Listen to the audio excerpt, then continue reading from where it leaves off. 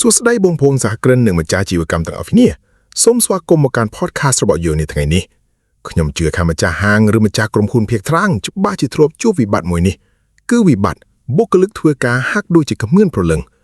ព្រឹកឡើងមកដល់កន្លែងធ្វើការអង្គុយមើលម៉ោងចាំតែដល់ម៉ោង 5 ល្ងាចដើម្បីដើរចេញពេលការងារមានបញ្ហាគ្មានអ្នកណាចេញមកដោះស្រាយពេលចង់បានគំនិតច្នៃប្រឌិតថ្មីៗបន្ទាប់ពីប្រជុំរួចបែរជាស្ងាត់ជ្រងំស្ងៀមទៅវិញសំណួរគឺតើវាជាកំហុសរបស់ពួកគេដែលមិនខំប្រឹងឬមកពីយើងមិនទាន់ចេះវិធីបើកសោផ្នត់គំនិតរបស់ពួកគេនៅក្នុងអភិវឌ្ឍអាជីវកម្មយុទ្ធសាស្ត្រដែលលោះបំផុតមិនមែននៅលើក្រដាសទេគឺនៅលើផ្នត់គំនិតរបស់មនុស្សថ្ងៃនេះខ្ញុំនឹងនាំអ្នកទាំងអស់គ្នាមកជជែកពីវិធីសាស្ត្រ3ជំហានដើម្បីកែប្រែផ្នត់គំនិតបុគ្គលិកឲ្យងាកមកធ្វើការដោយខ្លួនឯងជាម្ចាស់អាជីវកម្មនិងមានភាពច្នៃប្រឌិតឡើងវិញម្ដងទៀត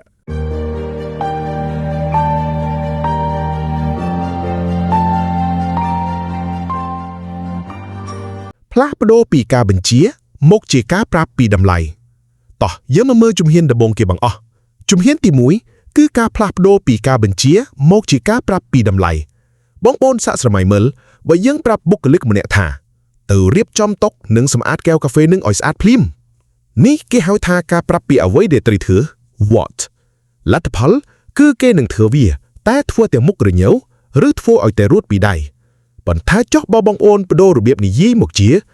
អូនជួយរៀបចំតុនិងកែវកាហ្វេនេះឲ្យមានរបៀបបន្តិចព្រោះកែវដែលស្អាតនិងមានរបៀបវានឹងធ្វើឲ្យអតិថិជនមានអារម្មណ៍ស្រស់ស្រាយតាំងពីជំហានដំបូងដែលគេដើរចូលហាងយើងគេឈ្មោះហាងយើងពឹងផ្អែកលើភាពផ្ចិតផ្ចង់របស់អូនហើយណាឃើញទេបងប្អូននៅពេលយើងបញ្យល់ពីតម្លៃឬមូលហេតុនៃការងារនោះវាធ្វើឲ្យបុគ្គលិកមានអារម្មណ៍ថាខ្លួនគេមិនមែនជាអ្នកបោតសម្អាតទេប៉ុន្តែពួកគេជាអ្នកបង្កើតក្តីសុខឲ្យអតិថិជនកាលណាគេឃើញតម្លៃនៃការងារផ្នត់គំនិតរបស់គេនឹងបដូរពីការធ្វើតាមបង្គាប់មកជាការធ្វើដោយក្តីមានមោទនភាពវិញ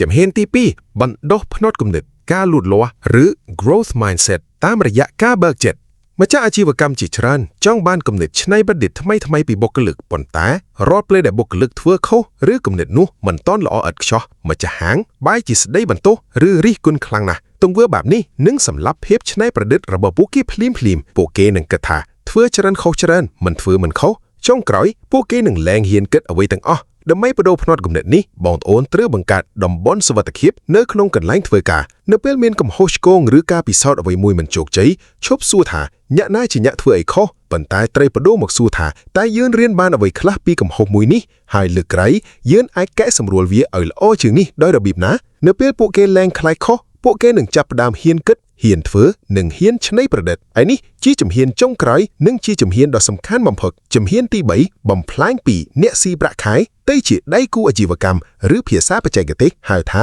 Entrepreneurship Mindset ផ្នត់គំនិតរបស់អ្នកស៊ីប្រាក់ខែទូទៅគឺក្រុមហ៊ុនចំណេញឬខាតមិនខ្វល់សំខាន់ឲ្យតែបានប្រាក់ខែគ្រប់ចុងខែគឺចប់ចោះធ្វើម៉េចទើបអាចបំបែកធ្លួយការគិតបែបនេះបានគឺយើងត្រូវផ្ដល់អំណាចនិងផលប្រយោជន៍រួមដល់ពួកគេផ្ដល់អំណាចឬ empowerment មានន័យថាទុកឱកាសឲ្យពួកគេបានសម្រេចចិត្តលើការងារខ្លះដោយខ្លួនឯងកុំទៅតាមគ្រប់គ្រងគ្រប់ជំហានពេកឬ micromanage ចំណែកឯផលប្រយោជន៍រួមគឺនៅពេលដែលពួកគេខំប្រឹងច្នៃប្រឌិតរកវិធីកាត់បន្ថយការចំណាយឬជួយឲ្យហាងលក់ដាច់ជាមុនយើងត្រូវមានប្រព័ន្ធលើកទឹកចិត្តឬ incentive ដែលច្បាស់លាស់ជូនពួកគេនៅពេលដែលពួកគេដឹងថាក្រុមហ៊ុនដើរទៅមុខជីវិតពួកគេក៏ដើរទៅមុខដែរនោះពួកគេនឹងលែងធ្វើការបែបដកដង្ហើមទៀតហើយប៉ុន្តែពួកគេនឹងការពារនិងស្រឡាញ់អាជីវកម្មរបស់អ្នកដូចជាអាជីវកម្មរបស់ខ្លួនឯងផ្ទាល់អញ្ចឹង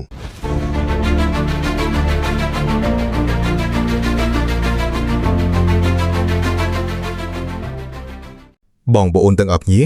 ការកែប្រែផ្នត់គំនិតរបស់មនុស្សមិនមែនជារឿងដែលអាចធ្វើបានត្រឹមតែមួយថ្ងៃឬពីរថ្ងៃនោះទេវាទាមទារនូវការយល់ដឹងការអត់ធ្មត់និងប្រព័ន្ធដឹកនាំដ៏ត្រឹមត្រូវមួយពីសំណាក់ម្ចាស់អាជីវកម្មសាក់លបងយកវិធីទាំង3ជំហាននេះទៅអនុវត្តបន្តិចម្ដងជាមួយក្រុមការងាររបស់អ្នកចាប់ផ្ដើមពីការប្រាប់ពីតម្លៃនៃការងារបើកចិត្តឲ្យពួកគេហ៊ានខុសនិងផ្ដល់ឱកាសឲ្យពួកគេមានអារម្មណ៍ជាម្ចាស់ការខ្ញុំជឿថាអាជីវកម្មរបស់លោកអ្នកនឹងល្អប្រសើរឡើងជាមិនខាន